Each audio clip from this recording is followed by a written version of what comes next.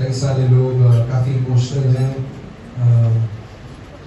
में से कई सारे लोग अपनी मदर को आज मिस कर रहे हैं, ये मैं मानता हूँ। ये काफ़ी मुश्किल समय है और मेरा आज का वचन हर उस स्त्री के लिए है जो बच्चों से प्रेम करता है।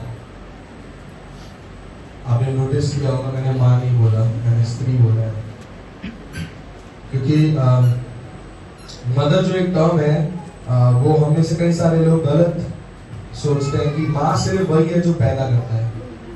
तो प्रियो, माँ सिर्फ वो नहीं है जो पैदा करता है, माँ हर वो व्यक्ति है जो आपको सही और गलत सिखाता है। हालेलुया। क्योंकि एक माँ भी अपने बच्चों के लिए वही करती है। और अगर आप एक अभी जस्ट एक नई मदर बनी है तो आप एक्सपीरियंस कर रहे होंगे कि मदर्स डे क्या होता है। जब आपके हाथ में बच्चा होता है तब आपको एक माँ जो होता है, एक स्त्री जो होती है, वो माँ तब बनती है जब वो अपने बच्चे को गोद में लेती है। तब वो ऑटोमेटिकली उसका जो सिंगल, जो बैचलर वाला जो दिमाग था, जो वुमेन वाला दिमाग था, वो हटके ऑटोमेटिकली एक मदर का, एक केयरिंग, एक उसके प्रति प्रेम वाला भावना को उत्पन्न होता है। तो हमारे बीच में ऐसे कई सारे लोग होंगे शायद जो अभी जस्ट 1-2 साल में न्यू मॉम बने होंगे। आपको मैं कॉन्ग्रेचुलेशंस कहना चाहूँगा और प्रभु आपको आशीष दे। और हमारे बीच में कुछ ऐसे लोग भी होंगे शायद जिनकी मम्मी ने ये संसार छोड़ के वो जा चुके होंगे, और कितने लोग अपनी मॉम को मिस कर रहे होंगे यहाँ पे। और आप लोगों को अभी एक मिक्स फीलिंग होगा कि जो उन्होंने मुझे सिखाया है, एक स्वीट मेमोरी उनके प्रति होगा, उनका चेहरा याद होगा आपको उनकी बातें, आपकी बोली, उनकी बोलने का तरीका आपको अभी भी याद होगा। शायद अभी भी आपके दिमाग में वो गूंज रहा होगा, क्योंकि जब माँ से कोई डिपार्ट होता है, माँ से कोई जो अलग होता है, तो माँ और बच्चे दोनों को प्रॉब्लम होती है। मैं और मुझे अंदाजा है कि आप ऐसे कई सारे लोग जिनकी माँ अब इस संसार में नहीं है, पर मैं आपको बताना चाहूंगा प्रियो, एक व्यक्ति है जो आपके परिवार से भी ज्यादा आपका ख्याल रखता है, वो प्रभु यीशु मसीह है। आमीन। अगर एक परफेक्ट मदर हम देखें तो एक परफेक्ट मदर का रोल एक मदर को नहीं दिया है। एक परफेक्ट केयरिंग और एक परफेक्ट मदर का रोल प्रभु यीशु मसीह को दिया है, क्योंकि उसका वचन कहता है, उसका वचन में साफ साफ कहा है कि दूध पिलाती हुई माँ तुम्हें छोड़ सकती है, तुम्हें भूल सकती है, पर मैं ना तो तुझे कभी छोड़ूंगा ना तो कभी त्यागूंगा। आमीन। ये जो प्रॉमिस है वो एक बेस्ट एग्जाम्पलरी मदर ही दे सकती है। सिर्फ एक बेस्ट मदर दे सकती है जो उसमें केपेबल है करने के लिए।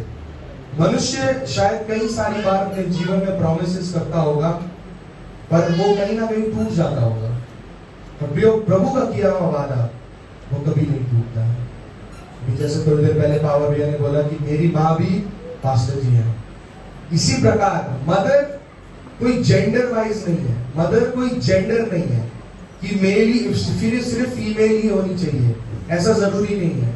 हर वो व्यक्ति जो आपका ख्याल रखता है, हर वो व्यक्ति जो आपसे प्रेम रखता है, आपको जब चोट लगती है तब वो आपको उठाता है, वो व्यक्ति आपके जीवन में एक मदर का रोल प्ले करता है।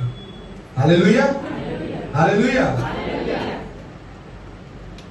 क्योंकि अभी जब हमने गीत भी गाया तो यह गीत भी यही कह रहा था कि गर्भ के समय से तूने मुझे पाला है।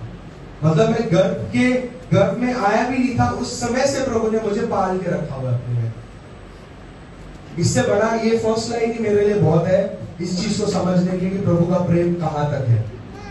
गर्भ के बाद, वो पैदा होने के बाद उनको समझ भी आता है, तो प्रभु का वचन कहता है गर्भ के समय से पाला है। गर्भ के समय के पहले से ही आपको प्रभु ने पाल के रखा हुआ है। और प्रभु ने आपको भेड़ बकरियों के रूप में नहीं बनाया, प्रभु ने आपको पेड़ पक्षियों के रूप में नहीं बनाया, प्रभु ने आपको अपने रूप में बनाया। प्रभु ने आपको उसके खुद के स्वरूप में बनाया है। ऐसा प्रेम सिर्फ एक सच्चा माँ हमें कर सकता है।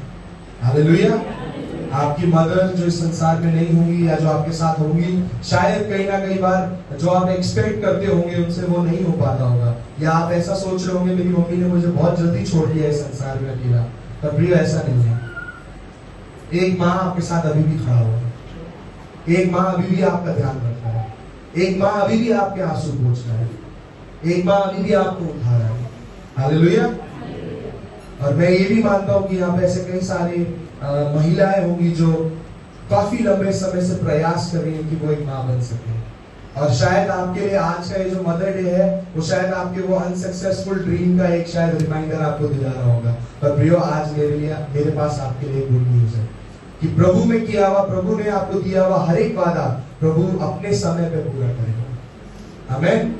हम मनुष्य अपनी हड़बड़ी के अकॉर्डिंगली, अपने जल्दबाजी के अकॉर्डिंगली अगर कुछ करना चाहेंगे तो हम कभी भी सक्सीड नहीं हो सकते, कभी भी उसमें सफल नहीं हो सकते।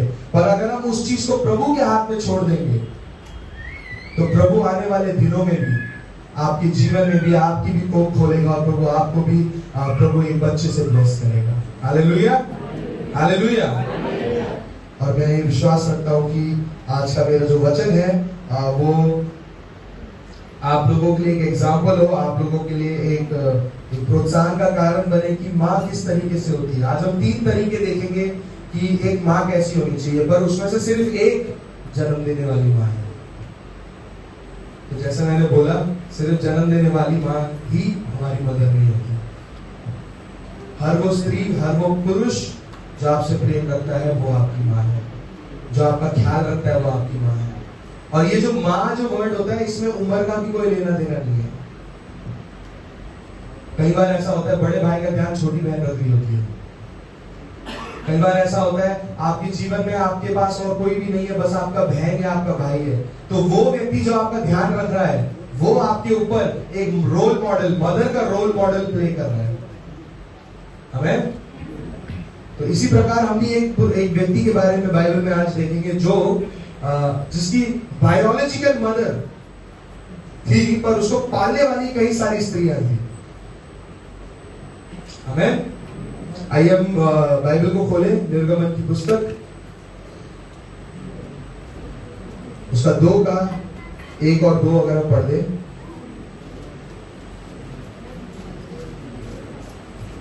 लेवी के घराने के एक पुरुष ने एक लेवी वंश की स्त्री से ब्याह कर लिया। वह स्त्री गर्भवती हुई और उसके एक पुत्र उत्पन्न हुआ, और यह देखकर कि यह बालक सुंदर है, उसे 3 महीने तक छिपा रखा। अगर तो ये पद पढ़ने के बाद हमें कुछ समझ नहीं आया किसकी बात हो रही है, कौन होगा, किसकी बात हो रही होगी। पर अगर मैं आपको एक बैकग्राउंड दूं इस कहानी से पहले का, जितने लोगों को ये स्टोरी नहीं पता है, तो अगर मैं आप लोगों को एक बैकग्राउंड दूं कि उत्पत्ति के अंत में अगर जब आप पढ़ते हैं तो वहां पे एक व्यक्ति का नाम है जिसका नाम याकूब है, और जिसका नाम बाद में इजराइल रख दिया गया था। और उसको अपना वो दिया हुआ जगह प्रॉमिस लैंड को छोड़कर अपने 11 बच्चों के साथ मिस्र में जाके रहने के लिए बोला गया था। और जहाँ पे उसका 12वां बेटा जो यूसुफ था वो वहां पे उस देश का, उस जगह का एक प्रधान बन के वो वहां पे था। और वहां पे पूरा अकाल पड़ रहा था, तो वहां पे प्रभु ने बोला कि आप उनको मिस्र में शिफ्ट करा दिया। सो मिस्र में शिफ्ट कराने के बाद वो वहां पे अकाल से बच गए और वो वहीं पे बस गए। और जब वो अपनी जगह छोड़कर मिस्र की तरफ निकले थे तो वो 70 लोग थे। और जब उत्पत्ति अंत होता है, जब हम फिर दोबारा जब निर्गमन में आते हैं, तब हमें उन दोनों के बीच में 400 साल का गैप दिखता है। तो 400 साल के बाद वहां पे ऐसा होता है कि जो इजराइल के जो लोग थे, जो इजराइल के बच्चे थे, याकूब के जो बच्चे थे, जो 70 वहां से निकले थे, अब जब हम पढ़ते हैं तो यहाँ पे वो 30,000 से लेकर 6 लाख तक के हमें तादाद में हमें देखने को मिलता है। और वहां पे जो अभी का जो एक जो राजा था, फेरो था, जो फिरौन राजा जो था, वो यूसुफ को नहीं जानता था कि उसने पहले क्या किया था, क्योंकि हम 400 साल आगे की कहानी को हम देख रहे हैं। तो यहाँ पे फिर वो कहता है कि उसको अब डर हो जाता है कि इब्री लोग वगैरह उनके दुश्मनों से मिलकर बड़ी सेना बनाकर मिस्र के ऊपर हमला ना कर दे बोल के वहां पे राजा फिरौन राजा ये ऑर्डर निकालता है कि हर एक जो इब्री जो बालक पैदा होगा उसको मार दिया जाए। तो इब्री जो बालक जो भी पैदा होगा उसको मार दिया जाए। पर कुछ लोग ऐसा नहीं करते, कुछ जो बच्चा जो पैदा करने में जो मदद करते, जैसे दाई माँ होती है, तो ऐसी जो औरतें हैं वो राजा की बात को ना मान के, तो राजा प्लान बी में डालता है कि कोई भी बच्चे जो उनको मिल जाए उनको उनके सिपाही खुद ही उनको मार डाले। तो वहां पे इस तरीके का ऑर्डर इशू होता है। तो ये है हमारे यहाँ बैकग्राउंड हमारी पहली माँ के ऊपर। अब आप लोगों को समझ आ गया होगा कि हम लोग कहाँ पे किस तरीके से हम आगे बढ़ेंगे। अगर कोई 2 से लेकर 4 तक पढ़ दे। वह स्त्री गर्भवती हुई और उसके एक पुत्र उत्पन्न हुआ और यह देखकर कि यह बालक सुंदर है उसे 3 महीने तक छिपा रखा। जब वह उसे और छिपा ना सकी तब उसके लिए सरकंडों की एक टोकरी लेकर उस पर चिकनी मिट्टी और राल लगाई और उसमें बालक को रखकर नील नदी के किनारे प्रांतों के बीच में छोड़ आई। उस बालक की बहन दूर खड़ी रही कि देखो उसका क्या हाल होगा। Okay, thank you so much. So यहाँ पे हम देखते हैं कि अभी ये स्टोरी जो हमने पढ़ी उससे हमें पता नहीं है कि माँ कौन है। माँ का नाम हमें नहीं पता है, बट हमें अगर हम स्टोरी पढ़ते हैं तो शायद हमें उस बालक का नाम पता होगा जो आगे चल के मेन कैरेक्टर, बाइबल में एक मेन कैरेक्टर बन जाता है और उसका नाम है मूसा। Very good. कितने लोगों को उसकी माँ का नाम पता है, पास्टर्स को छोड़कर? मूसा की माँ का नाम किस किस को याद है? आप देख सकता हूं मैं। इंटरेस्टिंग। सो प्रैक्टिकली हमें मेन कैरेक्टर बाइबल में हमें याद है, पर हमें उसकी माँ का नाम नहीं मालूम। और ऐसा नहीं है कि बाइबल में उसका नाम दिया नहीं गया, उसका नाम बाइबल में दिया है। पर क्या आप में से किसी को पता है कि उसका नाम क्या है? किसी को भी? अगर कोई मेरे लिए गिनती की पुस्तक उसका 26 का 59 अगर पढ़ दे तो आपको वहां उसका जवाब, सवाल का जवाब मिल जाएगा। गिनती की पुस्तक उसका 26 का 59।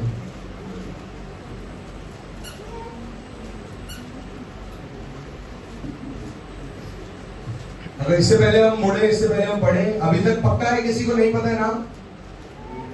हमें चलो हम आज एक नई चीज को सीखेंगे। प्लीज कोई पढ़ दीजिए जिसको मिल गया। और अमराम की पत्नी का नाम योकेबेद है, वह लेवी के वंश की थी जो लेवी के वंश में मिस्र देश में उत्पन्न हुई थी। और वह अब्राहम से हारून और मूसा और उसकी बहन मरियम को भी जनी। आमेन। सो मूसा की मम्मी का नाम क्या है? योकेबेद। आई होप आगे से आप लोगों को याद रहे कि उसकी मम्मी का नाम है योकेबेद। सो योकेबेद यहाँ पे अगर आप पढ़ेंगे, जैसे हम बाइबल में देखते हैं तो हमें ज्यादा उसके बारे में कुछ पता नहीं है, बट जितना मैंने सर्च कर रहा था उसके बारे में, योकेबेद के बारे में, वो शायद गोशेन मिस्र में वो पैदा हुई थी। और उनके हस्बैंड जो थे वो एक लेवी के ट्राइब के, लेवी के वंश के थे। और उनके जो नाम का मतलब था, योकेबेद के नाम का जो मतलब था याहवे की महिमा। योकेबेद जो नाम है उसका मतलब है याहवे की महिमा, जो मेरे लिए बहुत इंटरेस्टिंग है क्योंकि मूसा ही एक ऐसा व्यक्ति था जिसको प्रभु ने अपना पर्सनल नाम बताया था, पर उसकी मम्मी का नाम था याहवे की महिमा, जो मेरे लिए थोड़ा इंटरेस्टिंग था जानने के लिए। तो पर मूसा उसका बेटा पहला व्यक्ति है बाइबल में जिसको प्रभु ने अपना पर्सनल नाम बताया कि मैं याहवे हूं, पर उसकी मम्मी का नाम है याहवे की महिमा। तो ये थोड़ा मैं सोच विचार में पड़ गया था कि ऐसा कैसे था कि मूसा का जो पर्सनल नाम बताने से पहले ही उसके माँ बाप ने याकोबेद उसका नाम रखा। तो प्रिय, यहां से हमें पता चलता है प्रभु पहले से ही प्लानिंग करने में आप लोगों से आगे हैं। हालेलुया। हम कहां तक जाएंगे, कहां तक पहुंचेंगे, हमारे साथ कौन कौन रहेगा, आप लोगों को कोई अंदाजा नहीं है। पर प्रभु ने गर्भ के समय से ही आपकी सारी स्टोरी लिख दी है। प्रभु को पता था कि आज यहां मदर्स डे के दिन कितने लोग आएंगे, उसको पता था यहां कितने लोग बैठेंगे, उसे ऑलरेडी पता था। तो हमारी प्लानिंग और आपकी प्लानिंग और प्रभु की प्लानिंग हमसे 100 गुना आगे है। हालेलुया। तो अगर जब हम प्रभु से बोलते हैं प्रभु मुझे ये चाहिए, तो हमसे बेटर प्रभु जानता है कि तुम्हें वो चाहिए कि नहीं चाहिए। प्रभु हमें ये दो, वो प्रभु को पता है कि मैं तुम्हें दूंगा कि नहीं दूंगा, क्या तुम उसके लायक हो कि नहीं हो। सेम यहाँ पे हम लोग याकूब के बारे में पढ़ते हैं, और इंटरेस्टिंगली अगर हम देखें तो याकूब जो है वो मेरे लिए एक सुपर वुमन है यहाँ पर। क्योंकि जब हम लोग बाइबल में पढ़ रहे हैं, तो अगर आप बाइबल को अगर आप फिर दोबारा निर्गमन में आए 2 का 5 से लेकर 9 तक अगर आप पढ़ते हैं, कोई पावर भी बाहर गए, अगर किसी के पास हिंदी बाइबल है तो पढ़ दें।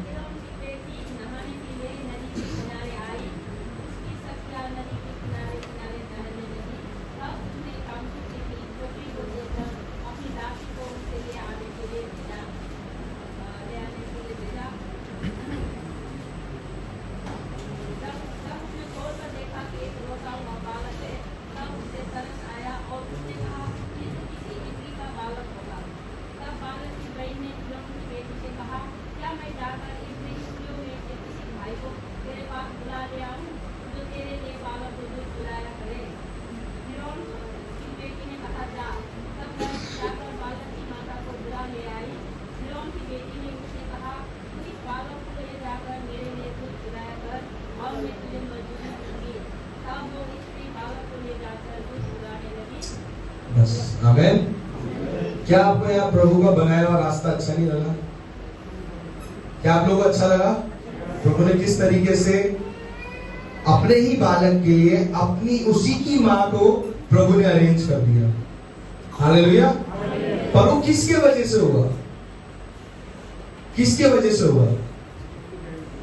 वो मरियम की वजह से हुआ, जो थी कौन? मूसा की बड़ी बहन।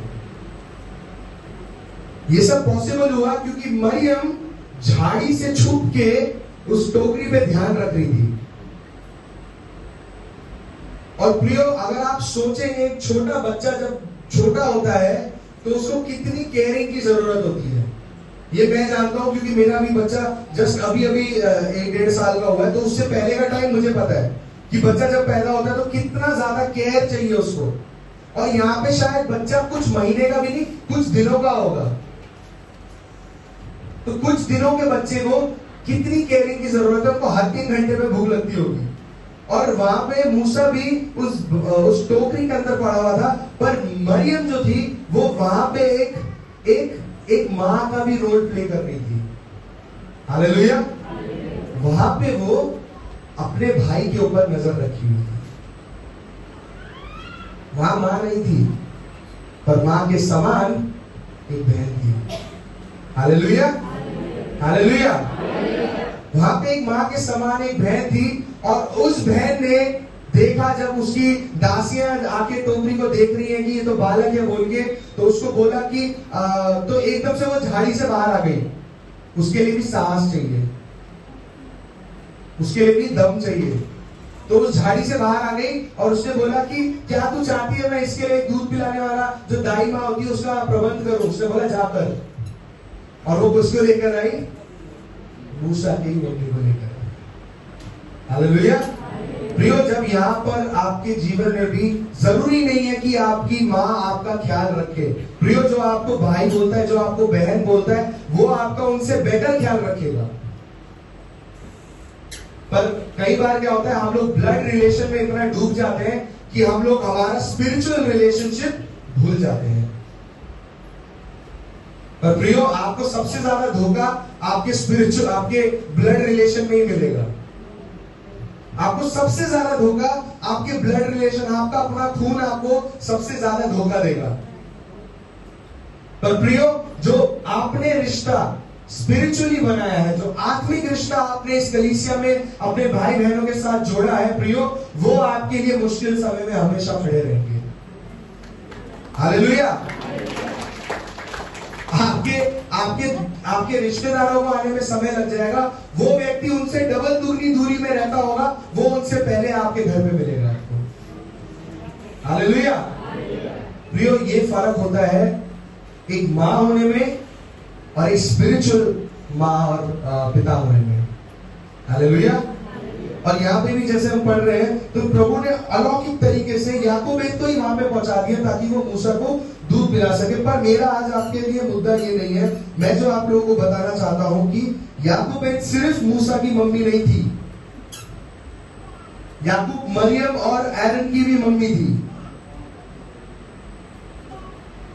और उस समय में जब वो वहां पे ये सब ऑर्डर निकला है, यहाँ पे इतना सब कुछ हो रहा है, उससे पहले याकूब ने मरियम को जन्म दिया है।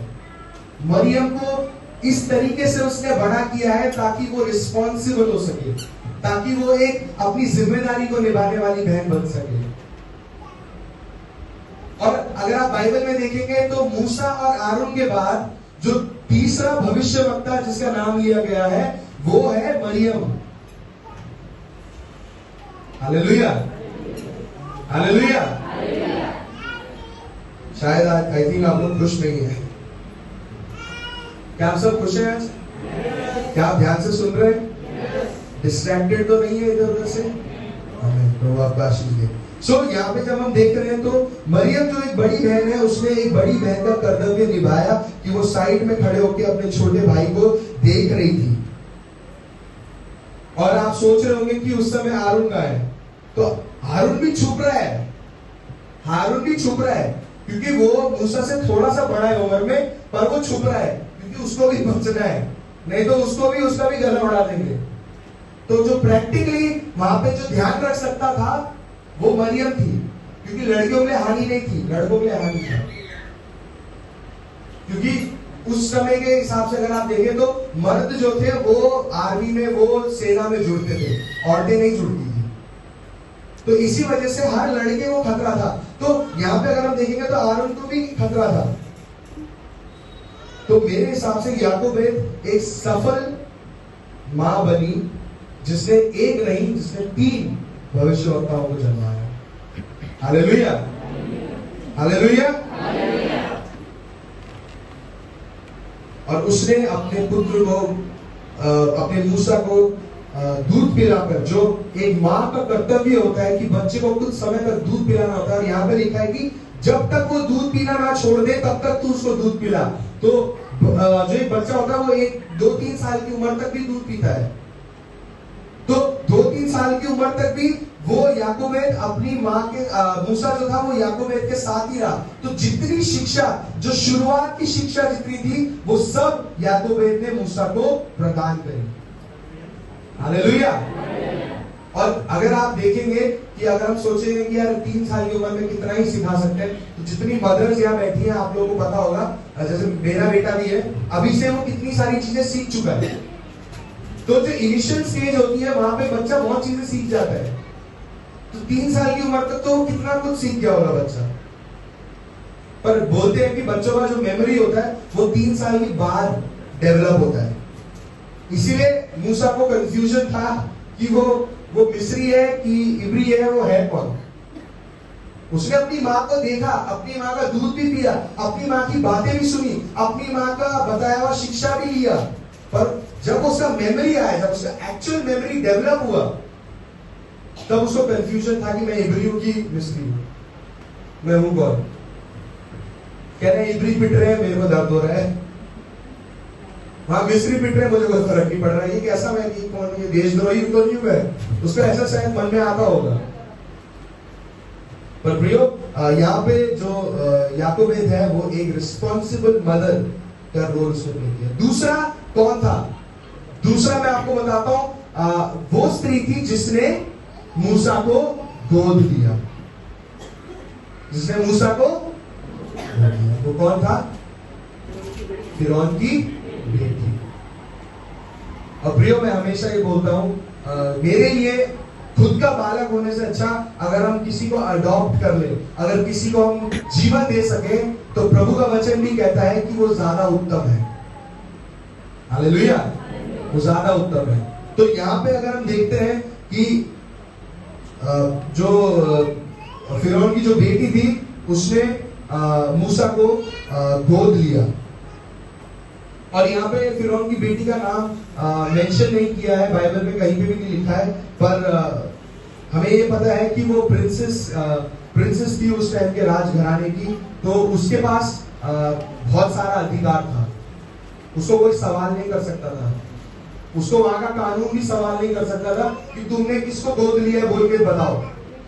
उसने ले लिया तो ले लिया। और उस टाइम के हिसाब से अगर मैं आपको बताऊं तो पैलेसेस जो होते थे, जो राजमहल होते थे, वो इतने विशाल होते थे कि राजा को भी फर्क नहीं पड़ता था कि उसकी बेटी के पास क्या क्या है। राजा भी इंटरेस्टेड नहीं था, और उस टाइम पे बेटियों को दूर ही रखते थे, और पुत्र जो थे, जो राजघराने के सिंहासन के अधिकारी होते थे, उनको राजमहल के करीब रखते थे, और जो रानियां होती थी, जो प्रिंसेस होती थी, उनको पीछे के साइड पे रखते थे, महल के पीछे साइड पे रखते थे। तो मेरे हिसाब से सोचने के अकॉर्डिंगली बहुत आसान रहा होगा उसकी फिरौन की बेटी को उसको गोद लेने में, क्योंकि वहां कोई पूछताछ नहीं करेगा।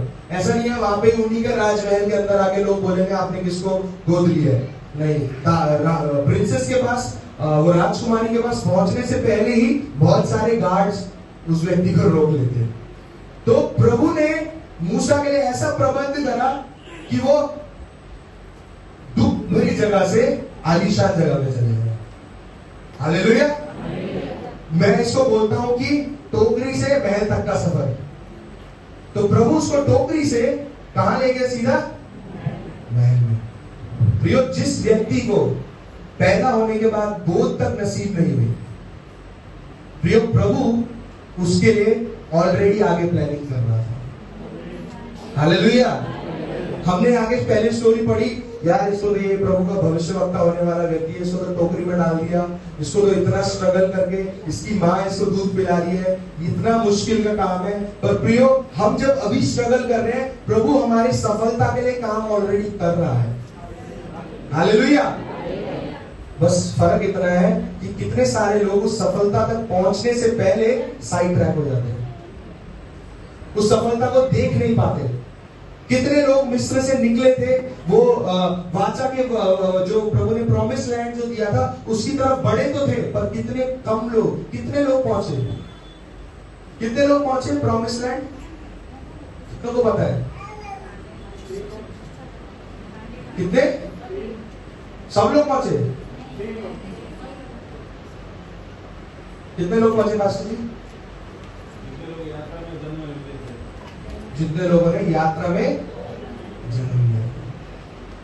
प्रॉमिस लैंड सिर्फ वही लोग देख पाए जो अपने जो प्रॉमिस लोग बिगाड़ रहे थे ना, वो जब मर गए, जब दूसरी पीढ़ी आई, वो लोग प्रॉमिस लैंड में पहुंचे। हालेलुया। शायद आप लोग इतने साल से अभी मेहनत कर रहे हैं, आप सक्सेस नहीं देख पा रहे, हो सकता है आपके बच्चे उस सक्सेस को देख सकें। हालेलुया। हम आज मेहनत करते हैं ताकि हमारा कल अच्छा हो। शायद प्रभु आपको आज मेहनत करवा रहे हैं ताकि आपकी आने वाली पीढ़ी उस आशीष को देख सके। हालेलुया। तो हमारे दिमाग में आता है तो हम क्या करने के लिए, हम गधे की तरह काम करते रहे, हम नहीं जाएंगे प्रॉमिस लैंड। पर प्रियो, हम जब सक्सेस नहीं देख पाते, वो प्रभु की गलती नहीं है, वो हमारी खुद की छुपी हुई गलतियां हैं, जिसके वजह से हम प्रभु के द्वार तक, प्रभु के वो हमारे लिए बनाए हुए मंजिल तक नहीं पहुंच पाते। हम किसी को दोष नहीं दे सकते, हमें खुद को दोष देना जरूरी है कि मैं क्यों सक्सेस नहीं देख पा रहा हूं। प्रभु आप क्या कर रहे हैं? प्रभु कुछ नहीं कर रहा है, कर आप रहे हैं। प्रभु सिर्फ रास्ता बना रहा है, जैसे प्रभु ने उसको टोकरी से महल तक के लिए ले गया। तो यहाँ पे प्रियो, अडॉप्शन एक बहुत बड़ा रोल प्ले करता है। और अगर आप देखेंगे यहाँ पे, तो वहां पे जब उसने, यहाँ पे अगर आप देखेंगे तो शायद उसको पता था, राजकुमारी को पता था ये इब्री है, पर प्रभु ने उस स्त्री का मन एक मां का बना दिया, तो वो अपने पापा के ऑर्डर को भूल गई। पापा के दिए आज्ञा को वो भूल गई। उसको भी पता है कि आसपास सब जगह इब्री लोग मर रहे हैं, इब्री बच्चों को मारा जा रहा है, उसको पता है। पर प्रभु ने उसका हृदय एक स्त्री से एक मां का हृदय बना दिया। हालेलुया। और जब उस स्त्री का मन मां वाला बन गया तो वो उस बालक को नहीं मार पाई और वो अपने पिता के विरुद्ध चली गई। और मूसा ने उसके घर में रहकर शिक्षा को प्राप्त करी। आगे चल के हम देखते हैं कि मूसा क्या बना, एक अच्छा, एक ताकतवर, एक हैंडसम व्यक्ति बना, जो थोड़ा बहुत कंफ्यूज था हमेशा कि मैं हूं क्या, मैं हूं क्या, हूं क्या करता रहता था, मैं कौन हूं, मेरा पहचान क्या है। भैया ऐसा होता है, कई बार होता है। तो जो हिस्ट्री में रिकॉर्ड किया है वो सबसे पहला इंटरनेशनल फर्स्ट अडॉप्शन था बाइबल में। जब हम देखेंगे इससे पहले कभी कोई अडॉप्शन नहीं हुआ था। तो ये जो स्टोरी थी मूसा की, ये सबसे पहला हिस्ट्री में, बाइबल में, पूरी वर्ल्ड में सबसे पहला अडॉप्शन था जो हम देखते हैं। गोद लेना, जो सबसे पहला गोद लिया था वो मूसा का था। हालेलुया। और जब हम देखते हैं कि यहाँ पे आगे जब हम पढ़ेंगे तो एकदम से वो जो फिरौन की बेटी है वो स्टोरी से डिसअपियर हो जाती है, और किस प्रकार वो उसके सेल्फिशनेस पूरे दुनिया को बदल देता है। और कई बार ऐसा होता है कि एक माँ जो होती है, शायद वो शादीशुदा हो या ना हो, पर उसका हृदय जब एक व्यक्ति के लिए, एक बच्चे के लिए तड़पता है। जैसे यहाँ पे कई सारी मदर्स नहीं है, बट जब जैसे कुलवीर की है, अभी कुलवीर की माँ नहीं है, बट दीदी जब नेथन को देखती है तो उनके मन में एक प्रेम को आता है। उस दिन हम लोग भी बात कर रहे थे, दीदी बोलती है कि मेरा तो मन कर रहा है घर में आ जाओ, मिलने आ जाओ, काम की वजह से नहीं आ पाती, पर मन करता है। तो ये कई सारी जितनी लेडीज है, जैसे जोया भी है यहाँ पे, वो भी माँ नहीं है, पर उसको भी नेथन को जब देखती है, कोई और बच्चे को जब भी आप देखते हैं, आपके मन के अंदर जब वो प्रेम की भावना आती है प्रियो, तो वो प्रेम की भावना वो ये है कि आपको उस व्यक्ति के प्रति प्रेम है, आपको उस व्यक्ति के प्रति आप उसको केयर करते हैं, आप उसका ध्यान रखना चाहते हैं, आप नहीं चाहते कि उसको कुछ हो। सेम ऐसा यहाँ पे प्रशांत भी है, प्रज्ञात भी है, यहाँ पे रोहन भी है, संजीत अंकल भी है। तो ऑब्वियसली वो माँ तो नहीं है, पर उसको नेथन के प्रति क्या है, उन्हें एक केयरिंगनेस है, एक केयरिंगनेस उनको उनकी तरफ दिखता है। चर्च में कई सारे लोग होंगे, आपको अपने बच्चे के प्रति, चर्च के बच्चों के प्रति, मेरे बच्चे के प्रति आप लोगों को प्रेम होगा, आपका वो केयरिंगनेस होगा। जरूरी नहीं है टैगलाइन सर के ऊपर मदर चिपका हुआ हो, ऐसा जरूरी नहीं है, पर वो केयरिंगनेस जब निकलता है प्रियो, वो हमारे जीवन का एक मदरली एटीट्यूड होता है। हालेलुया। वो एक स्पिरिचुअल मदर एटीट्यूड है जो हमारे अंदर से निकलता है। और यही मदर स्पिरिचुअल एटीट्यूड हमें हर एक व्यक्ति के लिए होना चाहिए, सिर्फ बच्चों के प्रति नहीं, आपस में बैठे हुए हर एक व्यक्ति, हर एक हम उम्र के लोग, हर एक सेम एज के लोगों के लिए भी आपके अंदर वो मदरली एटीट्यूड होना चाहिए। हालेलुया। आज कलीसियाओं का टूटने का सबसे बड़ा कारण क्या है? क्योंकि लोग एक दूसरे के प्रति बैर रखते हैं, एक दूसरे के प्रति, एक दूसरे के विरुद्ध बोलते हैं, एक दूसरों के आंखों में खटकते हैं, एक दूसरे को पसंद नहीं करते। इसीलिए प्रिय आज कलीसिया टूटती है। क्यों? क्योंकि उनके अंदर वो स्पिरिचुअल मदर एटीट्यूड नहीं है। प्रिय, जब आप अपने जीवन में स्पिरिचुअल मदरली एटीट्यूड को डेवलप करेंगे, तब आपके जीवन में प्रभु कार्य करना को शुरू करेगा। Hallelujah, hallelujah. ये हमने दो लोगों के बारे में पढ़ा। अब मैं आपको एक और दो, स्पेशली दो और औरतों के बारे में बताना चाहूंगा जिन्होंने मूसा के जीवन में इन दोनों से ज्यादा बड़ा रोल प्ले किया। और मैं आप लोगों को उनके नाम बताता हूं। मैं जानना चाहता हूं कि आप लोग उन्हें जानते हैं कि नहीं। बाइबल में उनका नाम शिप्रा और पुआ बोला गया है। कितने लोग को पता है कि ये लोग कौन है? शिप्रा और पुआ।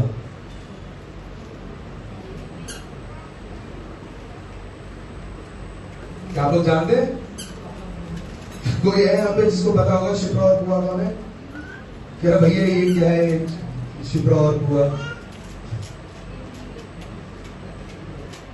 ओके, अगर हम यहाँ पे देखेंगे निर्गमन की पुस्तक उसका 1 का हम लोग 15 से लेके 20 तक अगर हम पढ़ेंगे, अगर पावर भी फटाफट पढ़ दें, अगर आप सब लोग ध्यान से सुनेंगे तो आप शायद आज जान पाएंगे कि शिप्रा और पुआ कौन है।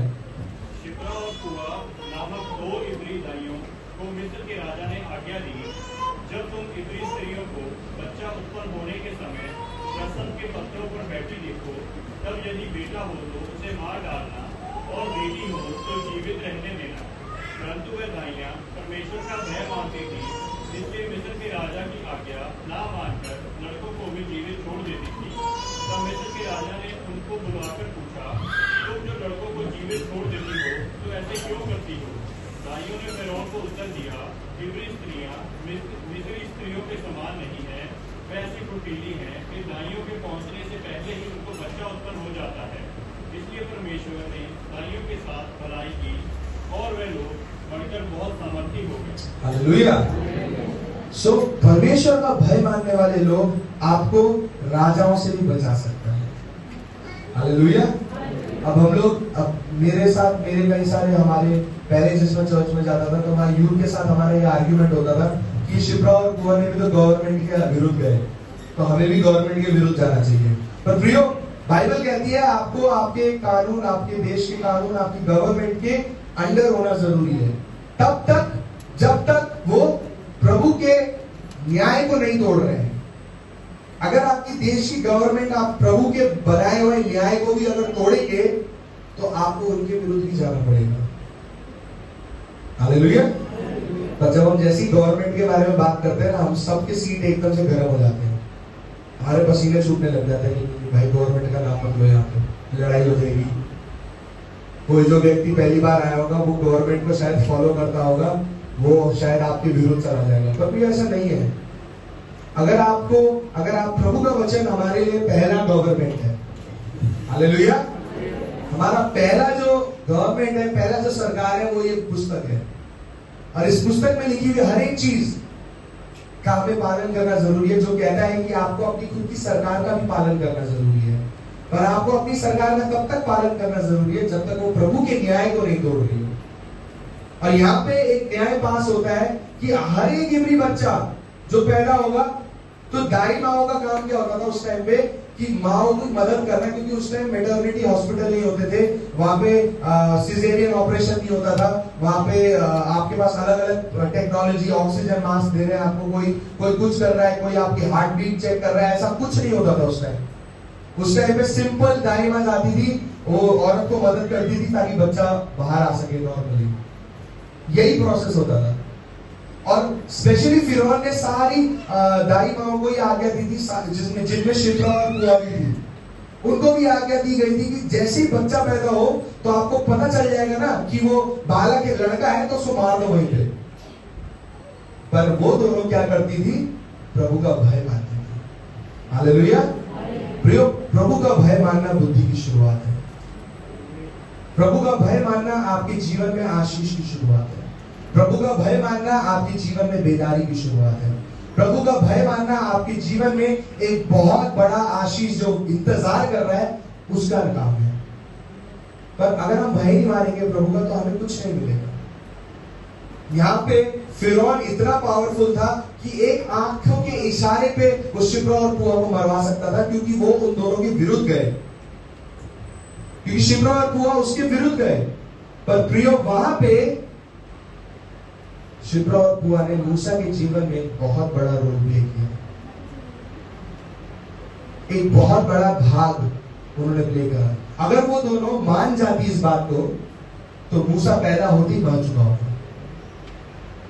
अगर वो फिरौन राजा की बात मान लेती तो पैदा होते ही उसका गला घोट देते वो और उसको मार डालते।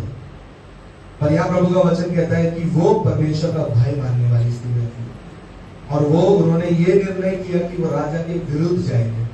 प्रियो, ऐसी मां जो आपको समय पे बचा सके, ऐसा व्यक्ति, ऐसा स्त्री या ऐसा पुरुष जो आपको समय पे बचा सके, प्रभु के भय मान के, प्रभु के भय के अंदर, प्रभु की आज्ञा के अनुसार आपके जीवन में वो आपकी मदद कर सके, वो भी आपकी एक मां है। हालेलुया। हम कई बारी जब हमारे जीवन में परेशानी होती है तो हम सबसे पहले अपने रिश्तेदारों से भी पहले हम चर्च के लोगों को फोन करते हैं। कि मेरे जीवन में ऐसा हो रहा है, मैं क्या करूं क्या करूं। प्रियो, जब वो व्यक्ति आपकी मदद करने के लिए आगे आता है तो वो एक मदरली एटीट्यूड लेके आपके आगे आ रहा है, एक माँ के प्रति वाला एटीट्यूड लेके आपके प्रति आ रहा है, ताकि वो आपकी मदद कर सके, ताकि वो आपको उस परेशानी से बाहर निकाल सके। और हर माँ क्या करती है? हर माँ चाहती है उसका बच्चा सुरक्षित रहे।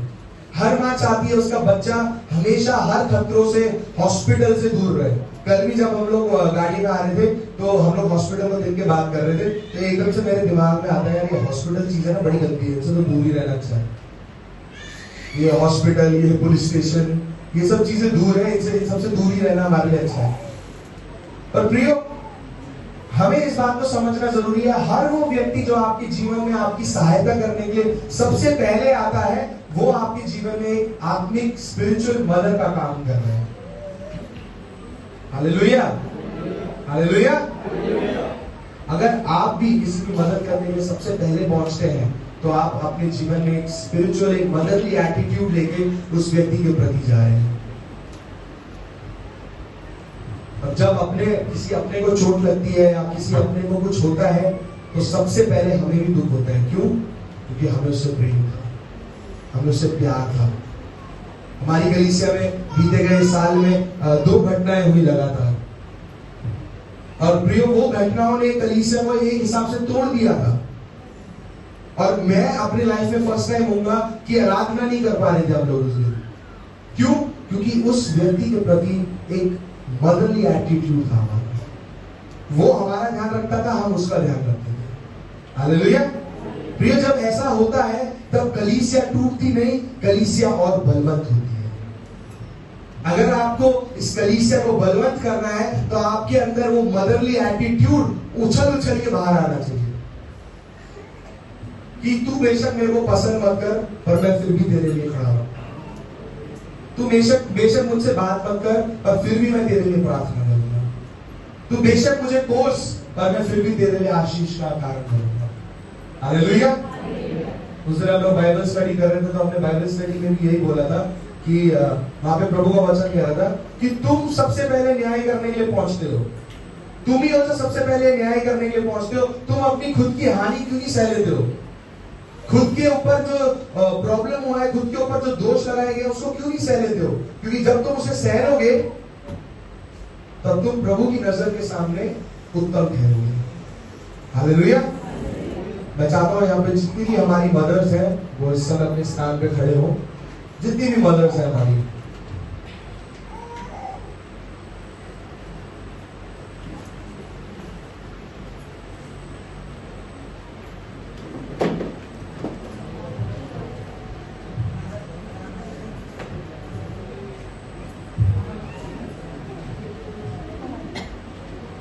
और बाकी जो लोग, जितने लोग बैठे हैं, क्या आप अपना राइट हैंड इनकी तरफ बढ़ाएंगे, दाहिने हाथ सभी माओं की तरफ आप बढ़ाएं।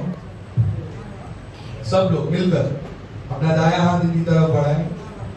अपनी आंखों को बंद करें और कुछ समय बिना मेरे बोले आप इनके लिए प्रार्थना करें। सब लोग अपने मुंह को खोलें इस समय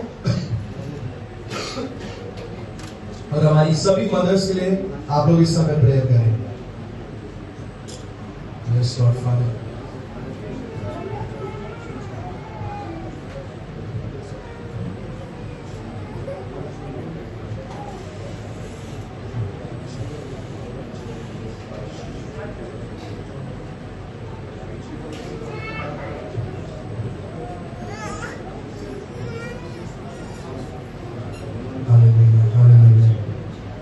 प्रार्थना करें उनके लिए, प्रार्थना करें उनके जीवन में आशीष के लिए, प्रार्थना करें उनके जीवन में चंगाई के लिए, प्रार्थना करें उनके जीवन में प्रियो उनकी जरूरतों के लिए प्रार्थना करें।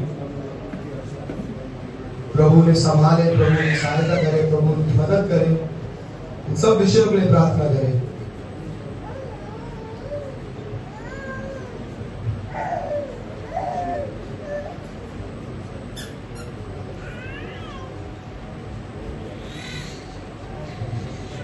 Yes, Lord Jesus, we thank you, Lord Father.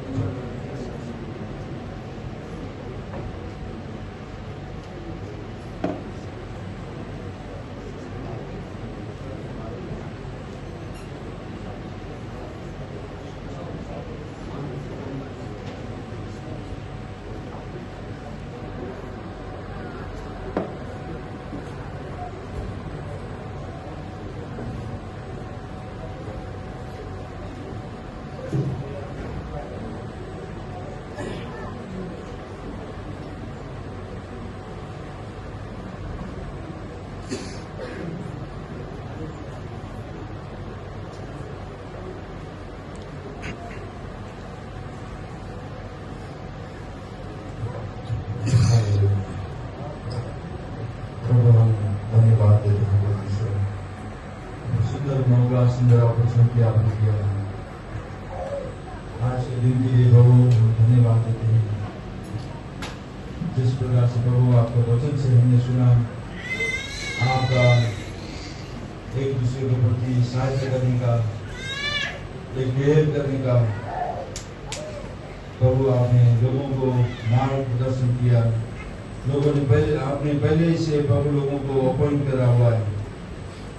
हम धन्यवाद देते हैं परमेश्वर, आपके नाम को महिमा देते हैं।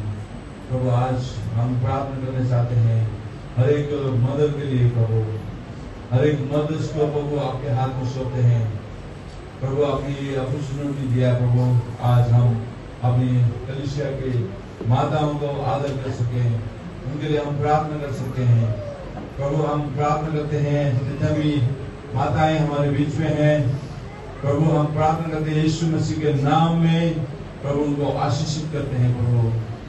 प्रभु परमेश्वर आपकी चंगाई, प्रभु आपका सुरक्षा, आपकी शांति हम बोलते हैं प्रभु माताओं को प्रभु आप अच्छा हेल्थ प्रभु दे परमेश्वर आप प्रभु उनकी प्रभु वो ख्याल रखने वाले प्रभु आप हैं परमेश्वर। हम प्रार्थना करते हैं प्रभु परमेश्वर, आज संसार में प्रभु लोग स्वार्थी हैं प्रभु, आज संसार में प्रभु ऐसा बुजुर्ग लोगों को, माता लोगों को भी लोग परमेश्वर आज प्रार्थना प्यार नहीं करते हैं। अपने बच्चे प्रभु उनको प्रभु ऐसे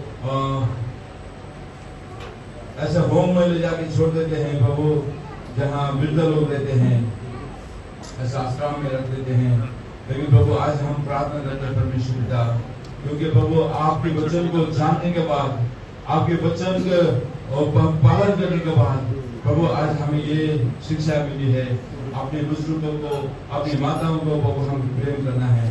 प्रभु आज मदद देगा जिसने भी शुरू किया है प्रभु, आज प्रभु जिसके कारण से शुरू किया है प्रभु, हम प्रार्थना करते हैं परमेश्वर, आपके नाम को महिमा देते हैं। प्रभु आपने प्रभु सुंदर मौका दिया, अपॉर्चुनिटी दिया, आज हम प्रभु अपने कलीसिया के मदर लोगों को लिए प्रभु हम प्रार्थना कर पाए। हम प्रार्थना करते हैं परमेश्वर, जितने भी मदर लोग हमारे बीच में हैं उन सभी को प्रभु हम आपके हाथ में सौंपते हैं। प्रभु आप उनको चंगाई करें परमेश्वर, प्रभु उनको सुरक्षित रखें परमेश्वर। कई बार उनको प्रभु हृदय में जो चोट प्रभु लगी है उसको आप हील करें परमेश्वर। आज प्रभु अपनों ने प्रभु वो ठुकराने के कारण, अपनों को हमें त्यागने के कारण, अपनों ने प्रभु ख्याल न रखने के कारण जो भी उनके मन में प्रभु पीड़ाएं हैं और दर्द है प्रभु, आप उनको परमेश्वर वो चुनाई करें, आप हील करें प्रभु, आप क्षमा करने के लिए प्रभु, जैसे माता प्रभु संभालती है वैसे प्रभु तो संभालने वाला प्रभु है प्रभु, वचन में कहता है प्रभु। आज अपने बच्चों ने प्रभु शायद हमें वो प्रभु माताओं को प्रभु केयर नहीं किया हो, लेकिन परमेश्वर आप केयर करने वाले परमेश्वर हैं। हम प्रार्थना करते हैं प्रभु, अपने आप को प्रभु हम आज ये सौभाग्यशाली प्रभु, ये प्रभु अपॉर्चुनिटी प्रभु हम प्रभु आज आपके सामने प्रभु हम अपने आप को प्रस्तुत करते हैं। जितने भी माताएं हैं प्रभु, उनको माँ बनने के लिए अपने परमेश्वर और संसार में चुना, ये मौका दिया परमेश्वर, हम धन्यवाद देते हैं। सारी माताओं को प्रभु, चाहे वो परमेश्वर जन्माने के कारण माँ बने हो, चाहे वो अडॉप्शन के कारण, जीवन देने के कारण माँ बने हो प्रभु, बहुत सारे बच्चों को प्रभु हेल्प करने के कारण वो परमेश्वर उन्हें माँ, एक माँ का हृदय, एक माँ का जो है प्रभु मन आपने दिया है। हम धन्यवाद देते हैं, धन्यवाद देते हैं परमेश्वर। आशीर्वाद